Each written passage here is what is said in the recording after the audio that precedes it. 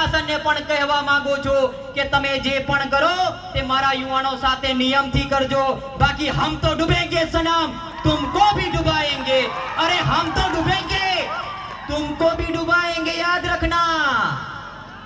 સાથીઓ, ઘણા નેતાઓના મનમાં એવું છે કે આ જયરામ રાઠવા ધારાસભ્ય બનવા માટે આવું બધું કરે છે, ત્યારે એ લોકોને કહેવા માંગુ છું કે તમે હજુ મારો ઇતિહાસ જાણતા નથી મિત્રો। તમે આ જયરામ રાઠવાના ઇતિહાસને હજુ ઓળખતા નથી। આ જયરામ રાઠવાના બાપ દાદાઓ ખેતી મજૂરી કરતા હતા, કડિયા કામ કરતા હતા। આજે પણ મારા મા બાપ ખેતી મજૂરી કરે છે। મારી આર્થિક પરિસ્થિતિ ખરાબ હોવાના નાતે આ જયરામ રાઠવાએ પોતાનું ઘર છોડી દીધું।